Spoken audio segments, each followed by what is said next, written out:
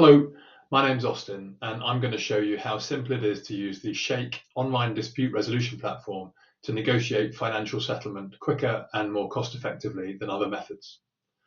Parties to a dispute get a faster resolution, and lawyers and claims handlers spend less time negotiating. Neither party shares any information with the other unless and until settlement is reached. So if you don't manage to settle using Shake, your other routes to resolution are not compromised or delayed. So let's say we have a property damage claim where the claimant claims £50,000 from an insured defendant. The defendant's lawyer has identified actions by the claimant that contributed to the loss and has offered £30,000. This has been rejected. The defendant's lawyer then has proposed negotiation via Shake, and the claimant's solicitor has agreed to try. So either party can start the Shake. I'll act here as the defendant's lawyer and I'll start it.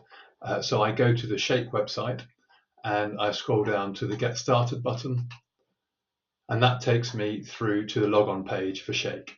If you're a first-time user, you'll obviously go through registration first. I'm a regular user, so I can log in and I get taken to my dashboard. On the dashboard here, I see here I can toggle between my active and my completed Shakes. So I've got two current Shakes open, and if I've got a card up here, it shows me that there's action required, something I need to do on a live Shake. You can see that two-factor authentication is enabled. I've just disabled it for the purposes of this demonstration. So I go up here and create a Shake. You'll see down the left, this ladder here is essentially the journey through a Shake. I'm going to give it a name that both parties will recognize. Oops, property P claim. Pick a category. Here I'll go for professional negligence. I can give it a matter number, which is essentially my internal matter number. The other side won't see that one. It's just for my own records. I can choose to add an insurer if there is a relevant insurer, and here I state that I'm acting for the defendant. I check this box here to confirm that I've got a subscription to Shake and that there's no fees payable, or to acknowledge that, and I create the Shake and proceed. So the next thing we have to do is to upload underlying terms to the platform. Now, on the whole, we would have expect parties to have discussed these beforehand. So you can either drag and drop or select a file to upload. Here's one that I've got ready. So I upload that file. That's the underlying terms, everything in there apart from the number, obviously. And there's a template there that can be used. We'll take a look at that when we see it from the other side. The proposal deadline box here defaults to 2 weeks because that should be plenty of time in which to do a Shake, but you can set that anytime up to 3 months. You then get the opportunity to decide whether to include or exclude costs in the settlement proposals. Here I'm going to go for include them, so we'll be negotiating a global figure. And then I need to invite the other party's representative, and that's Bob Lawyer. Pop his email address there and his organisation, which is ABC Law. And I check this box here to confirm that if we do settle, I'm happy to abide by the terms that have been uploaded. So I invite Bob to the Shake. We can see up here that we've updated the Shake and the other party has been invited, and now we just need to wait Bob's acceptance. If I log out as me, the defendant's representative, and log back in as Bob, you see here in Bob's dashboard. Bob's also a regular user, so he goes straight to his dashboard, and you can see that we've got a new claim up here called Property P claim, which is the one that's just been opened. It also appears here in our active Shakes list.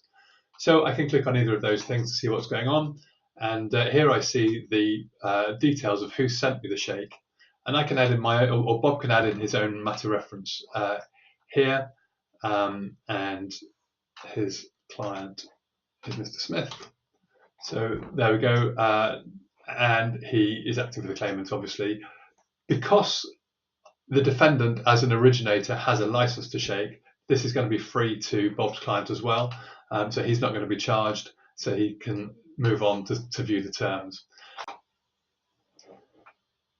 Now, we would have expected the parties to discuss those terms beforehand, and they would also have been attached to the email that Shake sent Bob when the shake was set up. So he's already had a chance to view them, but he can see them again here by hitting the download terms.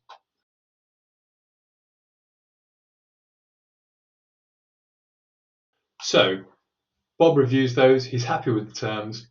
Just to let you know that at any point he could reject the terms and that would end the shake. The originator could cancel the shake and that would end it with no consequence. But he's happy with these terms, so he approves them here and confirms that. Now that takes Bob to the submit proposal stage. Shake reminds him that figures should go from high to low. Bob's the claimant, so his walkaway proposal should always be the third one. And there's a reminder here as well that we've agreed to include costs, so we're looking at a global figure. So the claimant's proposals, remember their original request was for £50,000. Maybe the range that Bob is looking at here is between 45,000 and 39,900, and in the middle go for 41,000. So this range of proposals should reflect the range within which the claimant is prepared to settle. It can't really be gamed, so there's no point putting all of the bids of the proposals at the same point. So he submits those proposals, confirms he's happy, and moves on. So now he's waiting for me as the defendant's lawyer to put in my proposals. So I'll log back out as Bob, and I will log back in as the defendant's representative and be taken straight to our dashboard again. And we'll see here that the property P claim is still in our list of active shakes, and the action we have, it says submit proposals. So if we click into that, we have a similar screen to the one we've just seen, and this is where the defendant is putting in their proposals going from low to high. Again, proposal 3 should always be your walkaway point.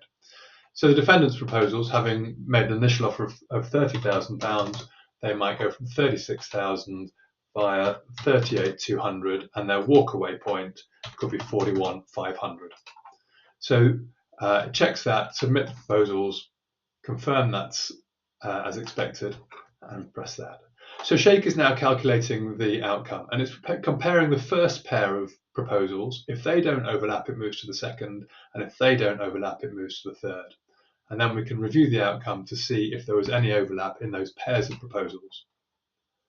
And in this case, settlement has been achieved at 40,700, which was the midpoint of the third proposal in this case. Shake has emailed both parties a summary of the shake, an email including the settlement terms and the settlement amount, and it also sends us each separately an audit note of what we have done on Shake. So if we hadn't settled here, it would send the audit note saying you haven't settled, but these were the offers that you made. And that's how simple it is to use Shake.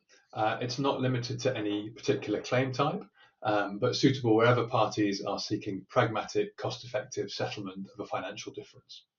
It can be used at any point and at any number of times during the process, but most commonly it's where parties have taken a view of their likely liability. So that's it. Thanks for watching. I hope that was helpful. Do get in touch if you'd like to explore how Shake can help you cut the time and cost of settlement. Goodbye.